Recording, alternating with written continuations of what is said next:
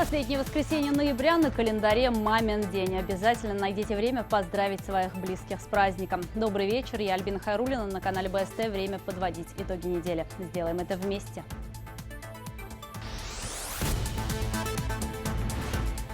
Дороги будущего. Тоннель достроят, грузовые поезда отправят в объезд Уфы, а вот Белую ждут дноуглубительные работы. Это большой проект, который я обсуждал и просил поддержки у президента нашей страны. На форуме в Москве решали, как избавить дороги от пробок, сэкономить на их ремонте и поднять с колен башкирское судоходство.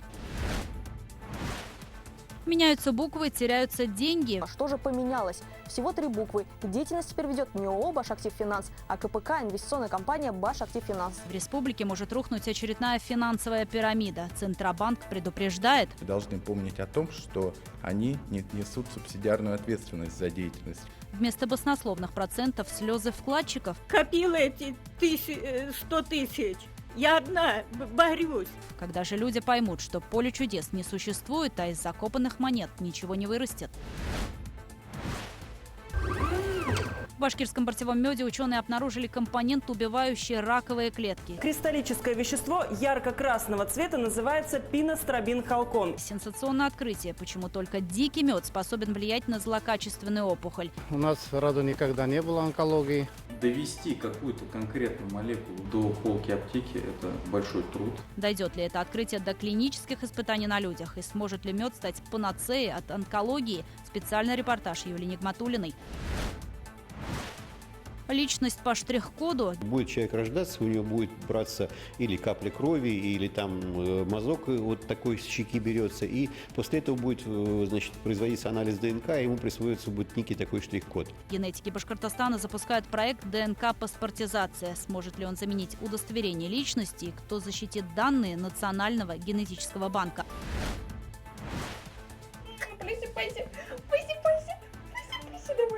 Растят героев, они герои сами, праздник тех, чья любовь не имеет границ. Очень тяжело, конечно, и эта рана не заживает никогда. Сегодня в России отмечается День матери.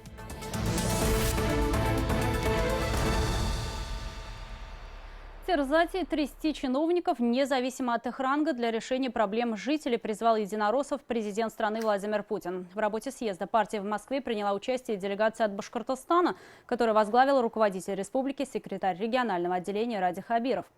Партийцы подвели итоги прошедших выборов, а председатель «Единой России» Дмитрий Медведев дал поручение уже сегодня начинать подготовку к избирательной кампании в Государственную Думу.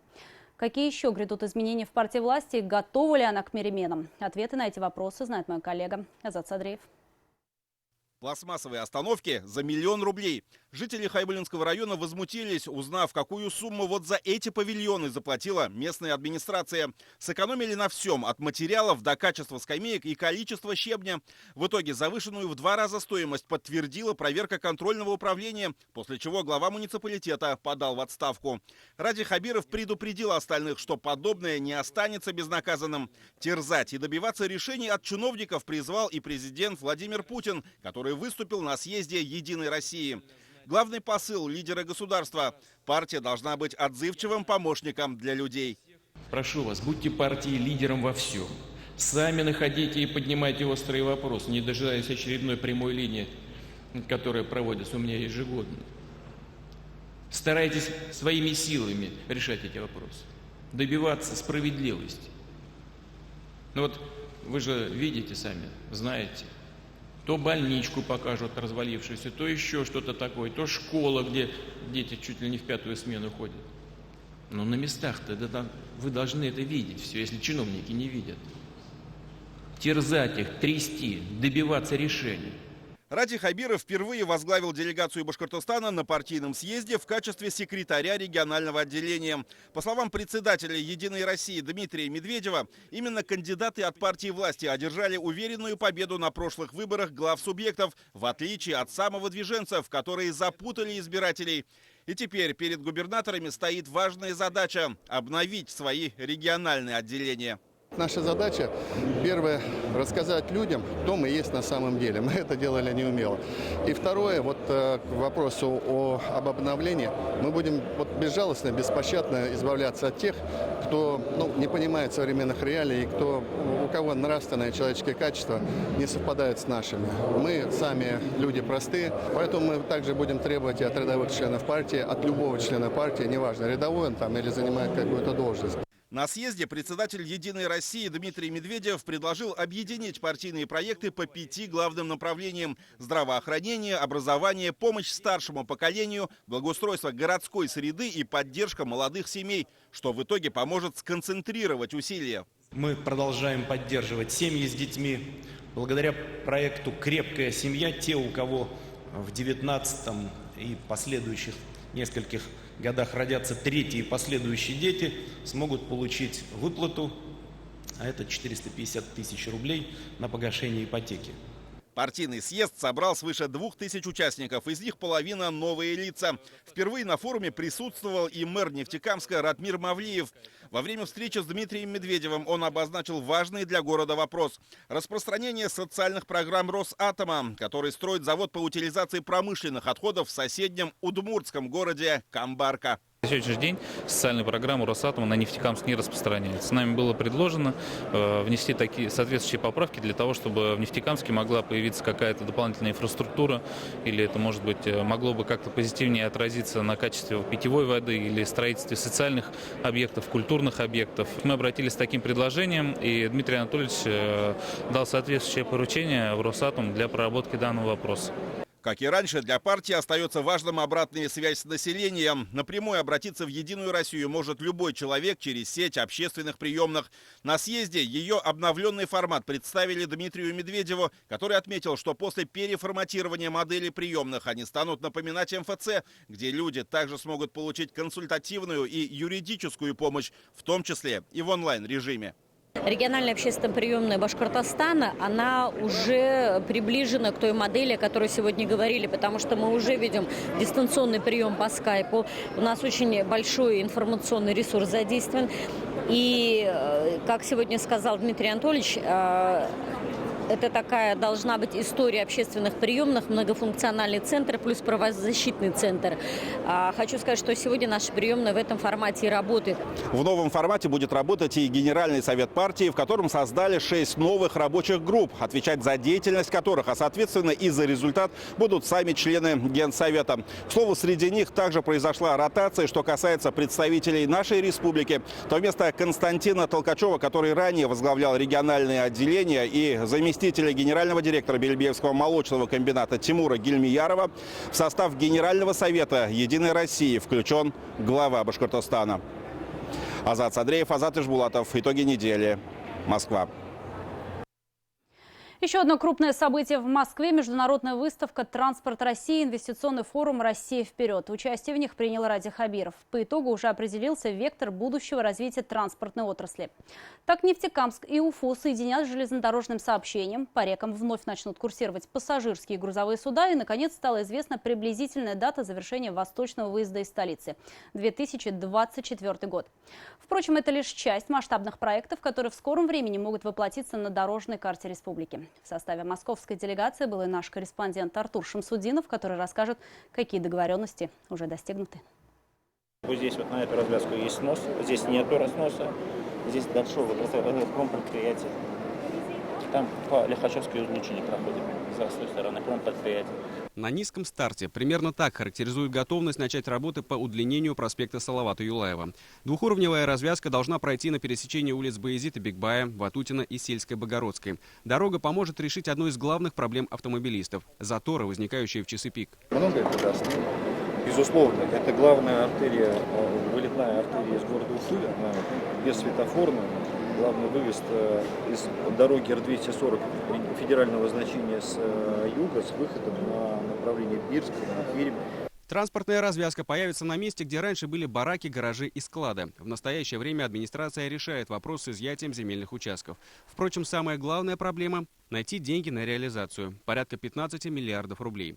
Решение не за горами. На транспортном часе в Москве проект нашел поддержку со стороны Минтранса России. Экспозиция Башкортостана буквально встречает посетителей на входе в выставочный центр, так что пройти мимо невозможно. Республика в очередной раз представила масштабные инфраструктурные проекты. Свет в конце туннеля приобрел конкретные очертания для извечного долгостроя – восточного выезда из Уфы. Он может быть завершен уже до 2024 года. В Москве состоялось подписание концессионного соглашения между республикой и банком ВТБ о возобновлении работ.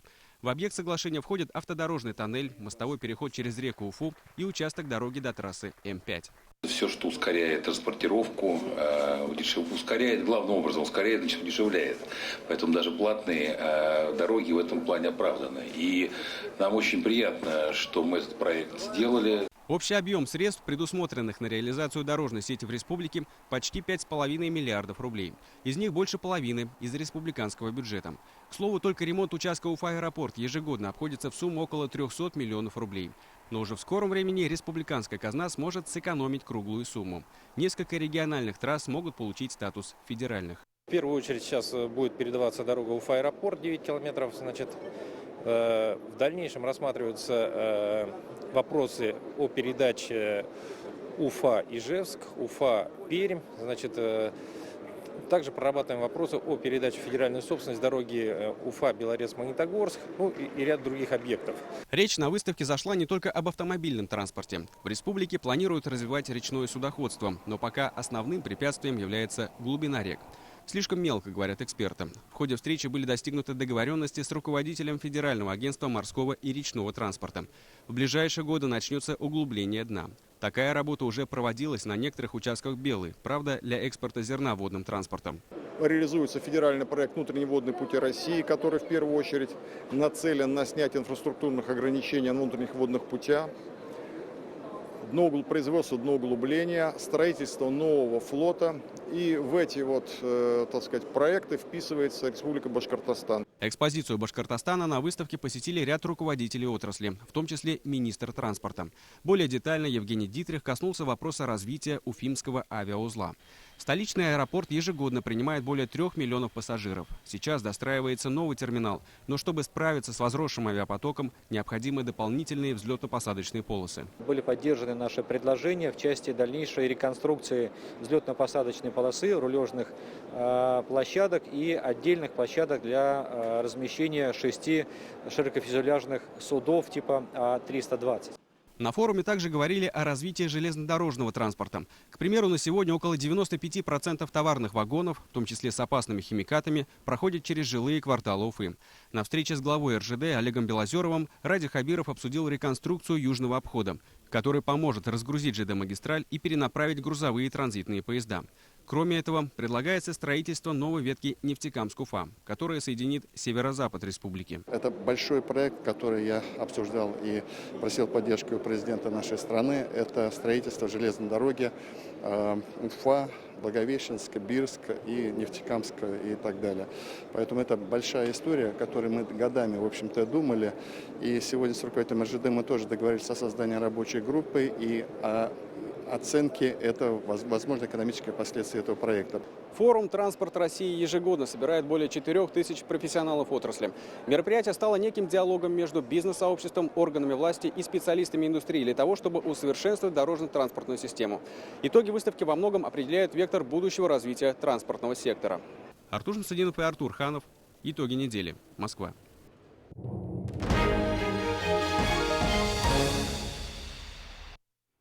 Финансовая пирамида или реальный способ разбогатеть в республике? Кредитный потребительский кооператив обещает до 16% годовых, в то время как в банках средневзвешенная ставка чуть больше 6%.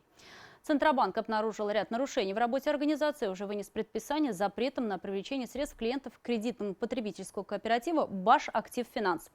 А в конце лета уже прокуратура добилась судебного решения о запрете привлекать средства компании с практически идентичным названием. Но к тому моменту уже сотни людей вложили свои деньги. Что общего между этими организациями и насколько реально с ее помощью пополнить кошелек, знает Анастасия Ильчебаева. Красочный сайт с максимально понятной инструкцией, как заставить ваши деньги работать. Ничего сложного, нужно выбрать тариф с удобными для вас условиями, согласовать предложение и, наконец, заключить договор. Клиентам обещают сохранность сбережений, ежемесячные выплаты и возможность снятия в любой момент. Но кто не мечтает стать чуточку богаче? Звоним в компанию, мол, готовы вложиться. Оказалось, не в этот раз. Мы пока прием сбережений не ведем. Сейчас у нас пока есть предписание со стороны Центробанка. Она не говорит о банкротстве или о ликвидации. То есть у каждого банка, да, бывают такие моменты, когда Центробанк выписывает предписание, и оно действует до тех пор, пока вы его не исправите, соответственно. Это предписание у нас должны снять, и, соответственно, после этого уже начнем работать. Нарушения устранены, уверяют сотрудники. Но все куда сложнее, чем кажется на первый взгляд. История началась еще с компании двойника ООО «Башактив Финанс». В феврале этого года прокуратура Стерлитамака установила, что общество привлекло почти 300 граждан, более 47 миллионов рублей. Методы работы, описанные в постановлении суда, вполне подходят под определение финансовой пирамиды. Осуществляется деятельность по привлечению денежных средств физических лиц, при которой выплата дохода лицам, чьи денежные средства привлечены ранее, осуществляются за счет привлеченных денежных средств иных физических лиц. При этом ООО «Башактив Финанс» сумма в размере 23 миллиона 280 тысяч рублей предоставлена в виде займов юридическим лицам, обладающим признаками аффилированности с данным обществом. Общество с ограниченной ответственностью признать виновными в совершении административного правонарушения. После запрета, вынесенного организацией, офисы компании не опустили, работа продолжилась. Только вот средства привлекает уже другая фирма. Что же поменялось? Всего 3 буквы. Деятельность теперь ведет не ООО «Башактив Финанс», а КПК, инвестиционная компания «Башактив Финанс», то есть кредитный потребительский кооператив. Фирма, кстати, зарегистрирована еще в начале 2018 года. До запрета, вынесенного ООО своей тезке, особой активности не проявляла. Как раз на этой КПК и вынес предписание Центробанк. Общество с ограниченной ответственностью кардинально отличается от кредитного потребительского кооператива. Роль последнего заключается в том, чтобы оказывать финансовую помощь его членам. То есть, говоря простым языком, деньги собирают в один котел, откуда пайщики могут их взять в случае необходимости. Вместе с тем у них появляются новые права и обязанности. Пайщики кредитных потребительских кооперативов, как потенциальные, так и действующие, должны помнить о том, что они несут субсидиарную ответственность за деятельность кредитного потребительского кооператива. Это означает то, что их деятельность не должна ограничиваться тем, что они просто приносят денежные средства в кредитный потребительский кооператив, а они должны участвовать в управлении КПК, и эту возможность им дает законодательство. Но вот участвуют ли члены кооператива в управлении финансами? Выплаты, рассказывают сотрудники, идут за счет доходов от проектов, в которые компании инвестируют средства пайщиков. Например, сельское хозяйство. Ход работы они активно выкладывают в соцсети, а вот все в том же судебном постановлении указано, что виды инвестдеятельности, перечисленные на сайте компании, не осуществлялись. Но организация продолжает уверять, деньги вкладчиков в безопасности. Вот же все застраховано. Но документ этот сомнительный, говорит юрист Валерий Шарипов. Организация, указанная в нем, не является страховой. Это обыкновенное издевательство, поскольку речь идет о взаимном страховании ответственности. Никоим образом это не относится к ответственности юридического лица перед физическим лицом. Только банк может застраховать вклады граждан в государственная корпорация, агентство по страхованию вкладов. Все это напоминает ситуацию с уже обрушившейся финансовой пирамидой «Инвестсоцвклад». Компания тоже уверяла, все застраховано. В организации, на удивление, со схожей стилистикой агентства по страхованию вкладов. Тот же синий цвет, только потребительский кооператив заменяет одно слово на синоним. А снизу в документе надпись мелким шрифтом. Свидетельство не является гарантийным или каким-либо иным обязательством перед Инвестсоцвкладом. Большинство вкладчиков – пенсионеры. Привлекла реклама. Бесплатную газету с выгодными условиями на обложке кидали в почтовые ящики. Документы, внешнее оформление – все будто срисовали с известных организаций. Название и цвет логотипа похожи на символику известного всем Социнвестбанка. Копила эти 100 тысяч. Я одна борюсь, которые я заработала своими руками и ходила, массаж делала. Во всем себе отказываешь. Ну, копится ведь немножко, потому что я одна. И тут из разряда хотелось как в сказке. Она и получилась. Только вместо счастливой истории скорее сцена из «Буратино», где главный герой, послушав новых знакомых, закопал свои деньги. Но на их месте он так и не дождался обещанного дерева с золотыми монетами. Посыпь землей, посоли хорошенько. И водичкой. И иди спокойно спать. Анастасия Ильчебаева, Азамат Мухамедшин. Итоги недели. Тысячи жителей республики штурмовали на неделе кабинеты наркологов. Причина ажиотажа в медучреждениях – изменение перечня обязательных анализов для получения водительских прав, из-за которых медкомиссия подорожает почти в 7 раз. Автолюбители решили не дожидаться, пока цены подскочат. В результате в соцсетях появились видеопосты с очередями по всей стране. В ситуацию пришлось вмешаться главе государства. Владимир Путин раскритиковал нововведения и назвал их не иначе, как чушью. В результате Минздрав России поспешно отменил свой же приказ, правда, до июля 2020 года. Динара Таймасханова продолжит тему.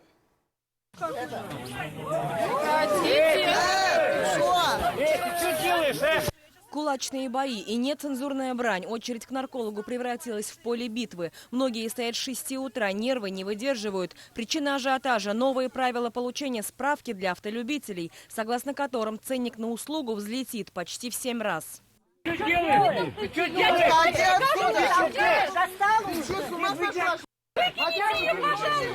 Узнав, что платить придется больше, автовладельцы начали буквально штурмовать медучреждения. Очередь начинается еще на улице и крайний на прием, в нескольких десятках метрах от двери здания. Вчера была тоже очень большая очередь. Я надеялась на то, что сегодня она будет меньше. Но когда приехали, я просто чуть в обморок не упала, потому что очередь была вот там со ступенек. Желая во что бы то ни стало отстоять очередь, многие пришли сразу с продуктовым запасом. Стоять придется несколько часов. Это при минус 20 градусах на улице. Я замерз очень сильно. Чай с матрешкой. Ранее за справку нарколога автовладельцы платили 720 рублей. Из-за нововведений, которые должны были вступить в силу, раскошелиться пришлось бы более чем на 5000 рублей. Но у нас не такие большие в Башкирии заработки, чтобы за такие деньги платить за права. И сейчас они заплатят 7 тысяч, за, ну, как говорят, 7 тысяч заплатят за медкомиссию. Потом надо же еще за права заплатить, надо еще к психиатру еще сходить и заплатить. Кто-то только получает права, кто-то меняет. Но ускориться решили даже те, у кого сроки еще не поджимают. Принимают 4 специалиста, но прежде чем попасть на прием, нужно добраться до аппарата по выдаче талонов. Получившие талон счастливчики заветной бумагой проходят в соседнее здание. Там они уже будут сдавать анализы. Далее им предстоит вернуться сюда, пробраться сквозь толпу к специалисту, чтобы уже получить заключение. Как раз в соседнем здании, где находится лаборатория, нам и пояснили, что анализы подорожают из-за того, что мочу начнут проверять на наличие 10 видов наркотических веществ. Раньше определяли только 4. Плюс появится новый анализ на содержание в крови фермента, свидетельствующего о хроническом алкоголизме. Изменения вносятся для того, чтобы обеспечить безопасность транспортного движения. Потому что, к сожалению, сейчас очень многие люди находятся за рулем в нетрезвом состоянии и в употреблении не только алкоголя, но и наркотических веществ. Однако к благим намерениям Минздрава никто не был готов. В соцсети попали видеопосты с давками и очередями в других городах. В Казани 73-летний пенсионер скончался в ожидании приема к наркологу. Ситуацию с повышением цен за справку прокомментировал Владимир Путин. Он назвал чушью новую стоимость прохождения медкомиссии. Минимальный уровень оплаты труда, размер оплаты труда народ 11 280 рублей. Это такую зарплату получают 3 200 000 человек. Да еще работодатели частенько, к сожалению, нарушают законы и поменьше платят. А сколько миллионов людей возле этой цифры, чуть побольше. 5000, если нужно отдать за эту справку, так что ползарплаты надо еще отдать месячно. Ну, чушь какая. Более того, аналитики назвали приказ Минздрава непродуманным. Результаты диагностики хронического алкоголизма точны лишь на 70%. А не пьющим, но страдающим заболеваниями печени он может выявить этот фермент ложно. Якобы оборудование высокой точности есть только в нескольких лабораториях России. В итоге Минздрав принял решение отложить свои нововведения до июля 2020 года. Ценник на медкомиссию пока не поменяется. Динара Таймасханова, Влад Закирьянов, Роман Жигунов. Итоги недели. Сразу после итогов в эфир канала БСТ выйдет специальный репортаж Юлии Нигматуллиной «Мед против рака». Речь пойдет о сенсационном открытии ученых. Это вещество убивает раковые клетки. Да, в данном случае это да. В башкирском барцевом меде ученые обнаружили компонент, убивающий раковые клетки. Кристаллическое вещество ярко-красного цвета называется пиностробин халкон. Вот так вот бортевик поднимается на борте. Почему только дикий мед способен влиять на злокачественную опухоль? Вот так вот живут дикие пчелы. Последний урожай в этом году. Попробуйте. Как живут семьи бортевиков и где дикие пчелы собирают правильный мед? У нас сразу никогда не было онкологии. Довести какую-то конкретную молекулу до полки аптеки – это большой труд. Дойдет ли это открытие до клинических испытаний на людях? И сможет ли башкирский мед стать лекарством от рака? Попробуем выяснить в специальном репортаже.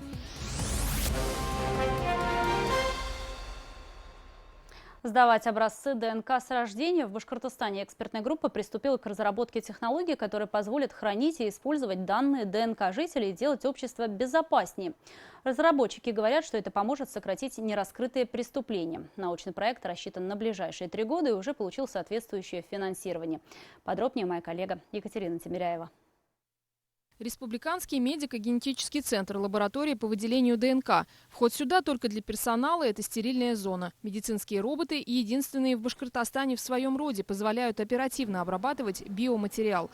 По словам молекулярного биолога Регины Султановой, в теле человека 32 тысячи генов. Стоимость изучения одного гена – от 800 рублей. Чтобы выдать данные по биопаспорту конкретного жителя, специалистам необходимо около 2 недель. И сейчас это направление одно из перспективных. Люди сейчас стремятся к персонализированной медицине, к подходу, который позволяет предупредить развитие какого-то заболевания заранее и, в принципе, подобрать себе либо диету, либо образ жизни. Если сейчас информация о собственном ДНК пока по желанию или медицинским показаниям, то уже через 3 года это может стать обязанностью. Экспертная группа в Башкортостане приступила к научному проекту «ДНК-паспортизация». Получено финансирование из федерального центра по 3 миллиона рублей в год. Специалистам предстоит создать основу для национальной базы данных ДНК, которая учитывает потребности современного общества и прежде всего для его безопасности. С учетом того, что, например, сейчас совершается 2 миллиона преступлений в год, и около миллиона преступлений на территории Российской Федерации остаются нераскрытыми. То есть около миллиона преступников остаются невыявленными. Вот это всеобщая геномная регистрация поможет нам установить этих лиц и, в общем-то, улучшить безопасность оставшейся законопослушной части граждан. Все технические тонкости еще предстоит определить, но некоторые параметры уже известны. Предполагается, что информация об одном человеке будет храниться в объеме 1 килобайт и будет напоминать некий штрих-код, по которому будет устанавливаться личность человека. На сленге ученых такая информация называется двоичный 4-разрядный код. И с учетом того, что сейчас цифровизация действительно берет свое, у нас цифровизация буквально всего и вся сейчас происходит, и в данном случае необходимо, именно такую базу данных создать, которая была бы очень удобна и в работе, и правоохранительным органам с ним было удобно работать. И вообще в будущем, наверное, именно так будет происходить, что будет человек рождаться, у него будет браться или капля крови, или там мазок вот такой с щеки берется, и после этого будет, производиться анализ ДНК, и ему присвоится будет некий такой штрих-код.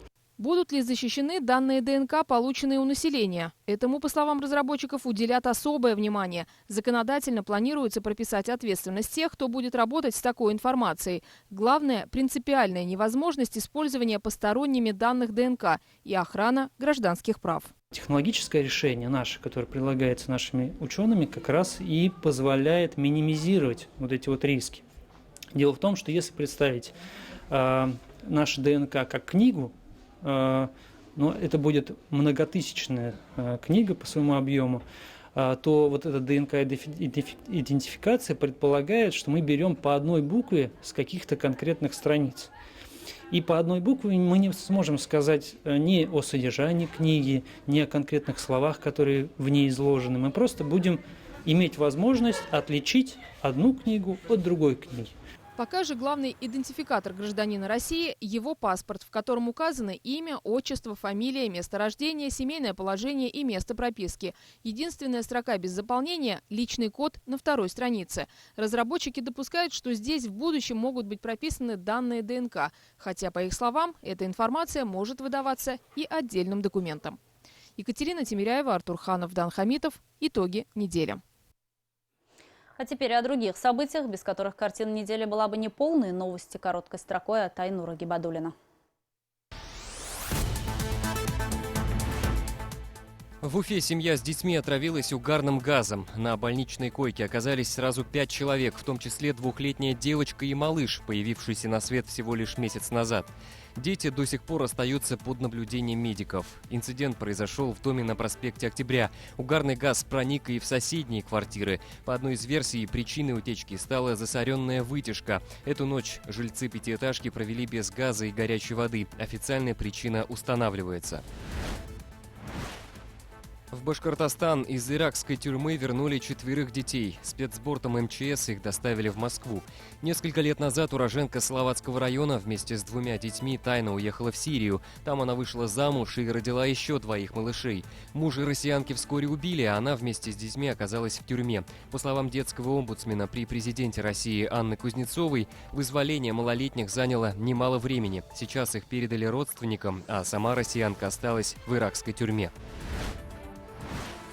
8 лет лишения свободы и штраф 50 тысяч рублей. Уфимский районный суд вынес приговор в отношении бывшего начальника ОБЭП республиканского МВД. В ходе прокурорской проверки у главного борца с коррупцией и экономическими преступлениями Ильнура Юсупова было найдено несколько элитных квартир, коттеджей, люксовых иномарок и 37 гектаров земли на 200 миллионов рублей. Имущество было арестовано, а сам подозреваемый вместе со своим тестем, бывшим главой Дмитриевского сельсовета Уфимского района, отправились под суд. Их обвинили в получении взятки, злоупотреблении должностными полномочиями, мошенничестве и растрате. В результате экс-майор полиции получил 8 лет лишения свободы в колонии строгого режима, а его тесть осужден на 4 года условно. 3 семерки начнут продавать в открытую. Госзнаки с запоминающимися сочетаниями символов будут выдавать через портал госуслуг. Регионам позволят для определенных серий использовать повышенный тариф, а также выставлять номера на аукционы. Перепродать машину с красивым знаком можно будет при условии повторной уплаты специальной госпошлины. МВД и Министерство экономики уже согласовали схему продажи. Водитель вводит желаемое сочетание, проверяет, не занято ли оно, и подтверждает бронь. Если номер оказался свободен и пошлина оплачена, в течение суток номер надо выкупить. Сейчас стоимость отдельных знаков на черном рынке достигает нескольких сотен тысяч рублей. Самыми дорогими признаны сочетания 3 одинаковых цифр и серии ХАН, ХАМ и ЕКХ, которые сами автолюбители расшифровывают как «езжу, как хочу». В Уфе представили бестселлер «Женщина, которая умеет хранить тайны». Ее автор – полковник в отставке Елена Вавилова, одна из 10 разведчиков-нелегалов, работавших для России в зарубежных странах. Всех арестовали в Бостоне после разоблачения одного из кураторов резидентской сети. Однако затем состоялся двухсторонний международный обмен заключенными спецагентами между Россией и США. Елена Вавилова жила более 20 лет в чужой стране под чужим именем – Трейси Ли Энн Фолли. Лишь годы спустя она узнала о развале Советского Союза и была вынуждена не общаться с родственниками. В Белебее на Комсомольском пруду из-за резких морозов лебеди вмерзли в лед и не смогли взлететь. Неравнодушные жители бросили такой клич в интернете и вышли, чтобы помочь птицам, но лебеди, испугавшись приближения людей, смогли самостоятельно встать на крыло и покинули водохранилище. В Минэкологии заявили, что причин для беспокойства нет. Дикие лебеди и утки могут спокойно жить в наших условиях до декабря, а если птицы почувствуют, что зима не будет суровой, то могут остаться и зимовать.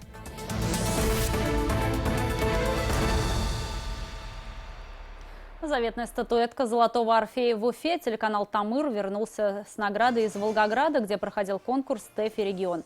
Напомню, в этом году в финал прошли 3 проекта нашего медиахолдинга – «Эллесы», «Наука-102» и «Берешме». Последний стал победителем в номинации «Телевидение и жизнь. Социальный проект». Каждая победа нам достается, нами воспринимается как первая, потому что настолько ценно, настолько высока вот эта оценка, эта планка. Каждый телевизионщик желает, надеется на то, что вот этот бронзовый Орфей вернется с ним домой. По мнению жюри, победа проекта в этой номинации оправдана. Вручение первой детской премии «Берешме» стало праздником добра и признания заслуг юных героев. Журналисты телеканала «Тамыр» не только придумали идею премии, но и превратили историю поступков детей в настоящий праздник. Мне кажется, это очень хорошее попадание вот именно в номинацию специального проекта, потому что, и к тому же главнее даже, наверное, второе название этой номинации — телевидение и жизнь. То есть здесь напрямую телевидение идет в жизнь, телевидение идет к людям. Сейчас уже идут подготовки к, так скажем, ко второму сезону. Мы уже сняли промо-ролик, который вы скоро увидите на экранах. И вот эта вот победа на всероссийском конкурсе ТЭФИ «Регион», конечно же, вдохновила нас на то, чтобы мы провели вторую премию на таком же высоком уровне. Милые, заботливые, готовые пойти на все ради своих детей. Сегодня в стране отмечается День матери. Бесспорно, самый трогательный праздник в году. Это прекрасная возможность сказать спасибо за искреннюю любовь, доброту и терпение вашим мамам. В нашем следующем сюжете расскажем о жительницах нашей республики, которые являются примером бесконечной материнской любви и героизма.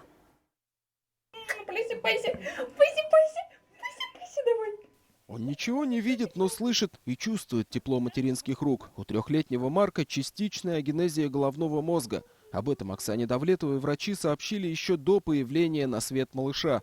Но делать аборт на 32-й неделе было уже поздно. Узнав о том, что в семье родится еще один ребенок-инвалид, муж Оксаны не выдержал. Разошлись мирно, без криков и скандалов. Естественно, было тяжело, плакала. Осталась одна с 3. Мне было страшно. Я думала, что я не справлюсь вообще.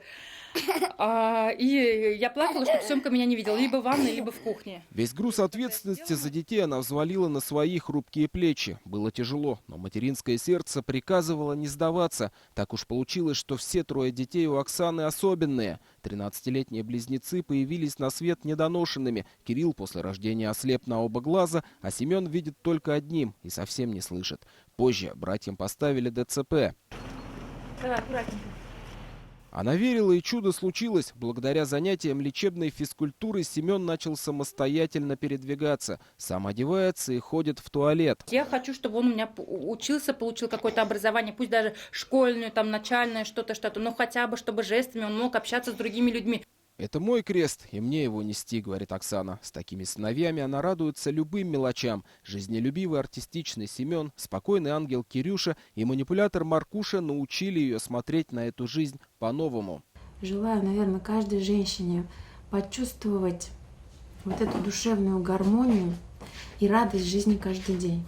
А это уже другой пример бескрайней материнской любви и женской стойкости. После развода Лена Юлдашева осталась одна с 4 детьми. Алиментов бывший муж не платил, идти было некуда. Когда денег на съемное жилье стало не хватать, женщина обратилась в ресурсный центр «Семья». Если женщины в таких ситуациях оказываются, когда на руках дети маленькие и идти некуда, точно не унывать, не опускать руки и всегда помнить, что ты родитель. Спустя несколько месяцев, проведенных в центре, все наладилось. У детей теперь есть свой дом, а Лена сама помогает таким же мамочкам, оказавшимся в критической ситуации. И таких историй, когда хрупкие женщины показывают стальной характер, в нашей республике немало, и среди приглашенных на праздничный концерт. На этой неделе в ГКЗ Башкортостан состоялось торжественное мероприятие, посвященное Дню матери. Не только матери, но и отцы поднялись на сцену концертного зала. Приглашение на праздник для семьи Кирсановых из Туймазинского района, как они признались позже, стало неожиданностью. Супругам вручили медаль «Родительская доблесть». Есть за что. Они достойно воспитали 3 детей. Но сына Сергея среди живых уже нет. Он погиб при исполнении служебного долга и награжден посмертно орденом мужества. Очень тяжело, конечно. И эта рана не заживает никогда. И я никогда не поверю, что время лечит. Время не лечит. Чем родитель старше делается, тем труднее. Переживания, бессонные ночи у детской кроватки. У каждой свой путь к счастью, порой сложный и даже тернистый. Но материнство, говорят, стоит того. Терпением только, конечно. Много они на себя, конечно, берут. Мы-то что, на работе, туда-сюда. Вся на них идет нагрузка, конечно. Хорошо, когда отцы ценят и понимают, насколько нелегко быть мамой, и не бросают женщин в трудную минуту одних с детьми, как в случае с нашими героинями Оксаной и Леной. Счастливая семья не там, где большой дом и большие заработки. По-настоящему большим должно быть материнское сердце. Руслан Батыргареев, Дан Хамитов и Вадим Исламов. Итоги недели. ФК «Уфа» в рамках чемпионата российской премьер-лиги провел заключительный матч в 2019 году против Сочи. Счет открыл Дмитрий Полос, а сравнял цифры на табло Андрес Вомбергер. Итог встречи 1-1. После 17 матчей Уфа набрала 19 очков и занимает 11 место в РПЛ. Сочи замыкает таблицу чемпионата России с 14 очками.